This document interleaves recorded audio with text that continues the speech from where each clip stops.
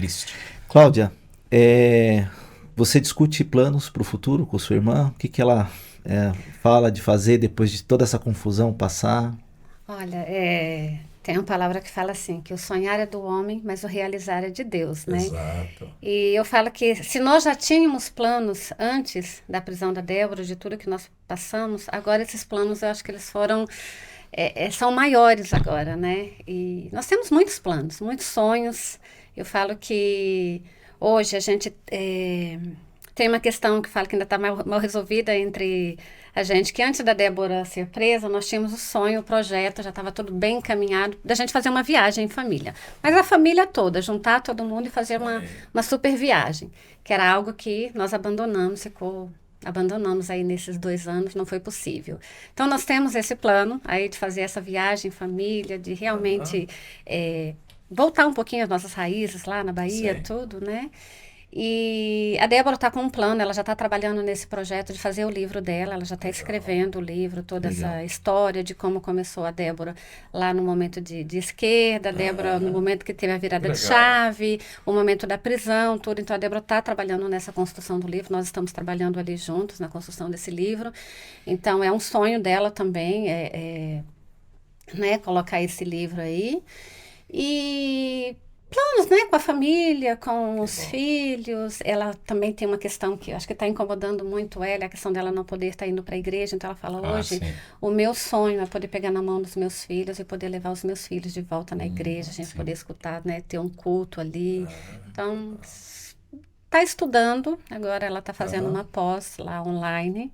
Legal. Então, ela está trabalhando nos sonhos dela, a gente está tentando construir algumas coisas. Falando em fé, você acredita que Deus está levantando uma nação para poder consertar esse país? Olha, Dentro desse sofrimento, das coisas que estão vou te falar, acontecendo, tem um está texto fortalecendo que foi, pessoas. Sim, tem um texto bíblico. Você vai viver muito falando de Bíblia, de palavra de Deus, porque eu acho que isso, como eu falei, Cristo é muito o centro da minha vida. Romanos 8:28 fala que todas as coisas cooperam para o bem daqueles que amam a Deus e andam segundo o seu propósito. Glória a Deus. Eu não entendia, de verdade eu não entendia o porquê que a gente estava passando por tudo aquilo. Por que que o nosso país estava passando por uma situação daquela. Mas quando você para e pensa e fala que todas as coisas cooperam para o bem daqueles que amam a Deus, aí você começa a entender um pouquinho. Que se o nosso país não tivesse chegado a esse extremo, a nação não tivesse chegado a esse extremo, nós não conheceríamos as duas faces das pessoas que estão governando este país, das Exato. pessoas que estão lá em cima. Foi necessário mexer nas bases aqui embaixo.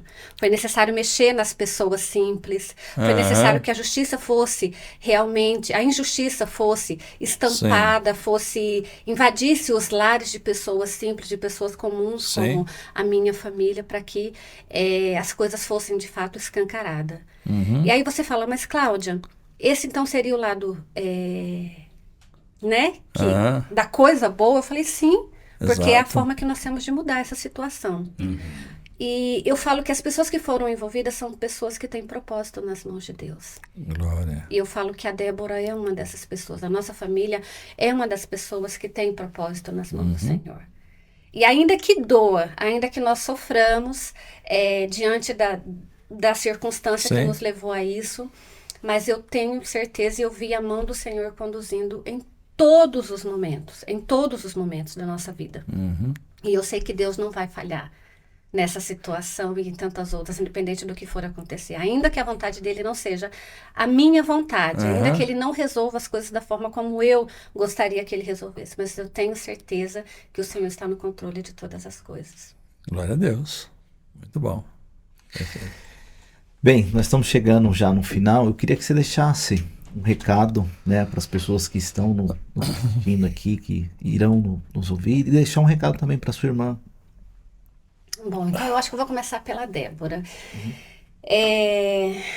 Eu gostaria de dizer primeiramente, o quanto nós sofremos, né, como família, em ver uma pessoa tão meiga, tão dedicada às coisas de Deus, sendo tão injustiçada diante daquilo. O nosso sofrimento era imenso ao ver ela naquele momento, mas que em momento algum nós tivemos vergonha dela ou algo parecido. O nosso amor por ela não mudou em nada. Nós temos muito orgulho da pessoa que ela é, de tudo que ela representa hoje para o nosso país. Eu falo que a Débora ela teve uma coragem muito grande, né? Mesmo talvez ali sem pensar, mas ela teve uma coragem muito grande. E isso nos orgulha muito da pessoa que ela é, dos valores que ela sustentou ali dentro da prisão. A Débora, ali no momento da prisão dela, eu falo que foi algo que foi uma conquista dela. Por quê? Embora ela estivesse muito envolvida dentro da prisão, aqui fora na igreja, mas ela sempre estava nos bastidores. Aham. Né? Ela estava ali como líder de jovem e tudo, mas ela estava nos bastidores. E no momento que ela se vê ali na prisão, ela começa a alcançar corações que ela só teria uma única oportunidade para alcançar aqueles corações. E aí ela se torna protagonista dessa história lá dentro. Eu lembro que aqui fora ela tinha uma urgência, ela falava: Cláudia, eu quero que você traga estudos bíblicos para mim, traga a Bíblia para mim, eu preciso evangelizar para essas meninas aqui na cadeia, eu preciso falar do amor de Jesus para essas meninas. E a Débora ali, então, naquele momento, ela se torna protagonista ali dentro. Ela Bacana. vê que aquilo era um propósito de Deus, e ela começa ali a trazer o evangelho, transformar a vida de algumas pessoas ali dentro da prisão. Então eu falo, isso é um motivo de muito orgulho, que embora as bênção. circunstâncias, a dor, o sofrimento, não fez com que ela recuasse na fé. Então eu tenho muito orgulho dela sobre essa questão. Bonito. Você quer E- deixar algum contato? Quer deixar... Pode Ah, pode tem- continuar com o seu recado Né? para o público. E eu falo assim, eu tenho um sentimento de gratidão, a nossa família tem um sentimento de gratidão muito grande por esse país, pelas pessoas que choraram com a gente, sofreram com a gente. E eu gostaria de deixar um recado para aquelas pessoas que estão passando pelo mesmo problema que nós passamos e ainda estamos, né, vivendo, porque, como eu falei, a Débora ainda segue presa, a Débora ainda tem medidas cautelares muito difíceis de ser cumpridas, mas tem pessoas que ainda estão presas, estão no cárcere mesmo, né? Estão se sentindo abandonadas. Nós estamos aqui fora lutando por essas pessoas.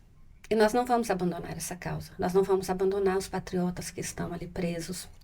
Enquanto eu tiver voz, eu e muitas pessoas da direita e muitas patriotas que estão lá batendo nessa tecla, nós vamos lutar por cada um deles, até que todos saiam da prisão, até que as pessoas retomem as suas vidas, até que o país volte a ser um país soberano, onde a soberania venha da voz do povo. Então nós estamos aí lutando por essas pessoas e tenham fé, não abandone a sua fé, como eu falei, Deus está no controle de todas as coisas, então tenhamos fé.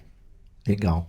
Se alguém quiser te contatar, você quer deixar algum e-mail, algum Instagram, alguma coisa? Bom, meu Instagram é Cláudia _Rodrigues, UFC, e tenho um e-mail, claudianalu@yahoo.com.br. Pode entrar lá e a gente bate um papo, conversa um pouquinho sobre. Legal. Legal. Serginho, quer deixar algum recado? Bom, primeiro dizer que a Débora, ela sempre, em qualquer lugar que ela estiver, ela está investida como embaixadora de Cristo. Porque realmente essa evangelização, inclusive uma das detentas, não me lembro agora o nome, falou assim, eu não encontrava mais saída para mim, no fundo do poço da depressão, né? Lá em Tremembé. E ela falou, e a Débora me resgatou. Que coisa linda, né? Veja, para a Débora eu também quero deixar um recado e também para todos os do 8 de janeiro. Vocês foram condenados por um crime impossível. Existe na doutrina e existe dentro da estrutura do direito o crime impossível, porque ele não preenche os requisitos para que se seja um golpe. Ele é qualquer coisa, menos um golpe. Ok. Então elas foram condenadas por um crime impossível para poder calar a oposição, o outro espectro ideológico. Agora, quero dizer também para a nação que aquilo que atinge alguém diretamente, atinge a todos indiretamente. Palavras do pastor Martin Luther King. Eu não tive como não me vincular, não só pelo fator do pastor Claudinei, o pastor Léo Ranzolini me procurarem, mas porque é tão aviltante que você não pode ficar, sabe, apático.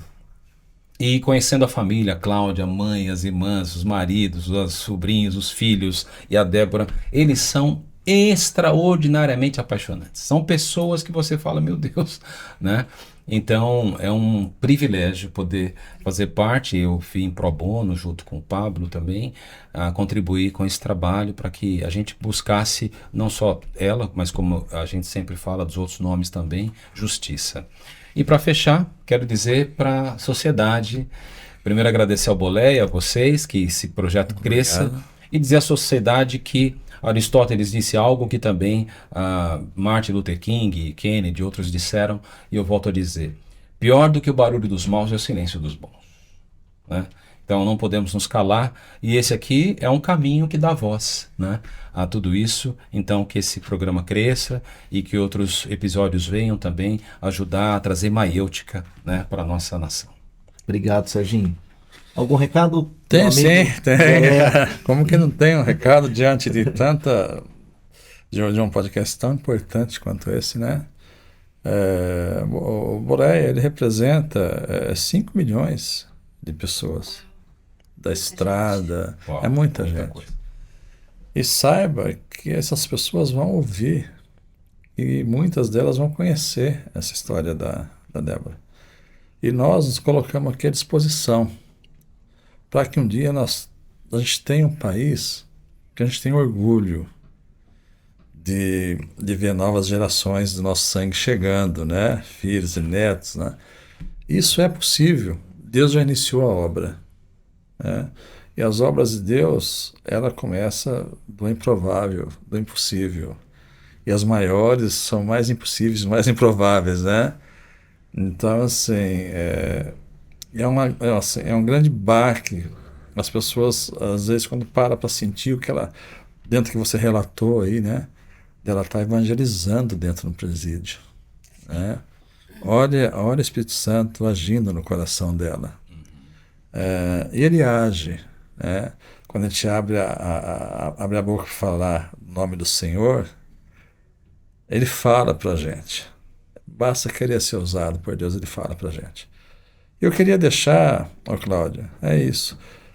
Tanto eu, quanto o Gil, quanto o Boleia, quanto todos os caminhoneiros que nos alcançam, que nós representamos, à disposição para que vocês precisar usar o canal aqui, voltar. Estamos à disposição para vocês aqui, as portas estão abertas, estão sempre, tá? Contem com a gente, nós vamos estar juntos nessa luta, nessa batalha, porque é de interesse do Brasil. Muito obrigada, eu agradeço muito ao Boleia pela oportunidade de poder aqui falar um pouquinho sobre toda essa dificuldade, esse drama que a gente passou. E obrigada pelo espaço que vocês abriram aqui, viu? Obrigada ao Serginho que nos acompanhou, ao Gil, e que Deus abençoe a vida de vocês, viu? Abençoe aí o projeto, que cresça, né? Que seja próspero. Amém, irmã. Queridos, chegamos ao final de mais uma viagem maravilhosa, né? Prazerosa. Sou muito grato por ter recebido vocês aqui no programa. É uma contribuição imensa para o nosso público. E não deixe de dar o like, se inscrever, compartilhar esse vídeo com o máximo de pessoas possíveis, compartilhar essas ideias bacanas que a gente está discutindo aqui. Até a próxima viagem. Grande abraço.